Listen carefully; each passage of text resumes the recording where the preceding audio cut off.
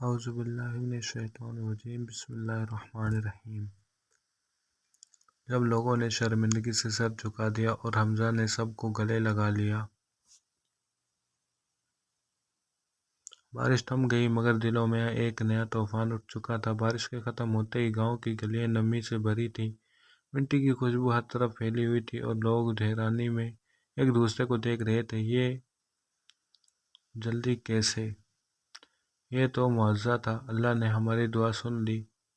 ہر زبان پر شکر تھا مگر ہر دل میں ایک بات کانٹے کی طرح چبھ رہی تھی، وہ بات جو چند گھنٹے پہلے سب نے کہی تھی، یہ سب حمزہ کی وجہ سے ہو رہا ہے۔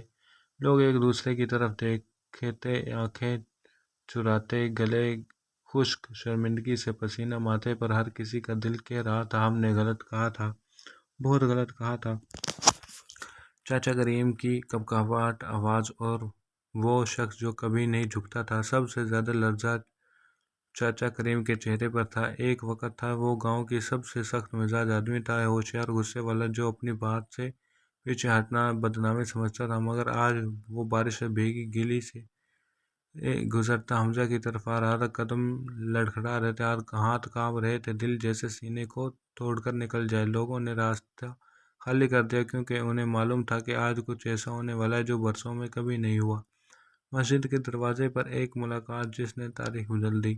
حمزہ مسجد کی سیڑھیوں پر بیٹھا، بارش نے کپڑے بھگو رکھے تھے اور آنکھیں اب تک بھیگ رہی تھی شکر کے آنسو اور عاجزی کی لرزش۔ چاچا کریم آہستہ آئے اور اس کے سامنے کھڑے ہو گئے۔ حمزہ نے سر اٹھایا، دونوں کی نظریں ملی، ایک خاموشی جو چیخوں سے زیادہ گہری تھی۔ چاچا کریم کے ہونٹ کانپے، وہ بولنے کی کوشش کر رہا تھا مگر آواز بند، گلے میں اٹک گئی۔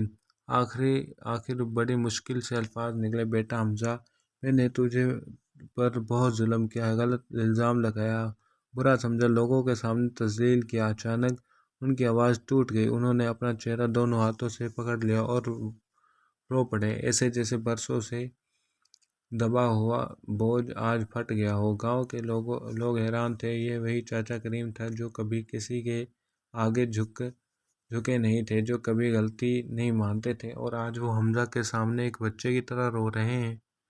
حمزہ کا دل جو کبھی بدلے کی آگ میں جلتا تھا، حمزہ یہ سب دیکھ رہا تھا، اس کے اندر کچھ ٹوٹ رہا تھا، پرانے زخم، بچپن کی تحقیر، گاؤں میں بدنامی، طنز، بھیڑ کی نظریں، ہر چیز اس کے ذہن میں پلٹ رہی تھی۔ ایک لمحے کے لیے اس کے دل کا کانپ گیا، کیا میں چاہوں تو آج بدلہ لے سکتا ہوں، کیا میں چاہوں تو اسے حساب دلاؤں، کیا میں چاہوں تو اسے وہی دوں جو اس نے مجھے دیا ہے۔ مگر پھر اس کے دل میں ایک نوری سی آواز نکلی، رحمت والا انسان بدلہ نہیں لیتا، وہ لوگوں کو چھوڑ دیتا ہے۔ حمزہ نے آگے بڑھ کر چاچا کریم کے کندھے پر ہاتھ اور آہستہ سے کہا، چاچا، آپ کے مجھ پر کوئی گناہ نہیں، اگر ہم نے اللہ سے معافی مانگ لی تو انسانوں کی غلطیاں تو کچھ بھی نہیں، میں آپ کو دل سے معاف کرتا ہوں۔ نمبر تحریر سسکیاں اور گاؤں کی ٹوٹی ہوئی انا۔ یہ الفاظ سن کر چاچا کریم کی ٹانگوں سے طاقت نکلی، وہ بیٹھ کر حمزہ کی طرف پکڑ لیے، بیٹا تم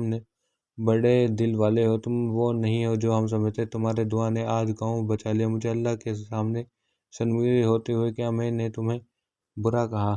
لوگ رو رہے تھے، کچھ چپکے آنسو صاف کر رہے تھے، کچھ کھلے عام سسکیاں لے رہے تھے۔ گاؤں کی عورتیں کہہ رہی تھی، یہ لڑکا اللہ والا ہے، اللہ نے اس کی دعا سن لی، ہم نے اسے پہچانا ہی نہیں۔ حمزہ کی آواز جو دلوں کو جوڑنے والی تھی۔ حمزہ نے اپنے آنسو پوچھے اور سب لوگوں کی طرف دیکھا، اس کی آواز نرم اور کانپتی ہوئی تھی، میں کون ہوں؟ میں کچھ بھی نہیں ہوں، اگر بارش آئی ہے تو وہ میری وجہ سے نہیں، وہ اللہ کی رحمت کی وجہ سے ہے، میں نے بھی غلطیاں کی، آپ سب نے بھی، مگر اللہ نے ہم سب کو معاف کر دیا۔ آج سے گاؤں میں نفرت نہیں ہوگی، دشمنی نہیں ہوگی، ایک دوسرے کے لیے دل میں بدگمانی نہیں ہوگی، ہم سب مل کر اس گاؤں کو رحمت والا گاؤں بنائیں گے۔ اس دن سے پورے گاؤں نے ایک ساتھ ہاتھ اٹھائے، کسی نے نہیں سوچا کہ ایسا بھی دن آئے گا جب پورا گاؤں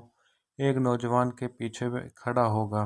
حمزہ نے ہاتھ اٹھائے، سب نے ہاتھ اٹھائے، وہ دعا جو اس دن ہوئی وہ صرف پانی کی نہیں تھی، وہ دعا دلوں کی صفائی، بھائی چارہ اور اللہ کے غربت کے لیے تھی، اور کہتے ہیں اس دن کے بعد گاؤں میں کبھی بھی پانی کی قلت نہیں ہوئی۔ سبق نمبر 1، سچی توبہ دلوں کو بھی بدل دیتی ہے، حالات کو بھی۔ نمبر 2، جس دل میں نفرت کی بجائے معافی ہو وہاں اللہ کی رحمت اترتی ہے۔ نمبر 3، غرور تو توڑ کر ماننا انسان کی سب سے بڑی عبادت ہے۔ نمبر 4، اللہ بدلنے کی نہیں دلوں کو جوڑنے کی طاقت دیتا ہے۔ نمبر 5، رحم کرنے والا انسان اللہ کے سب سے قریب ہوتا ہے۔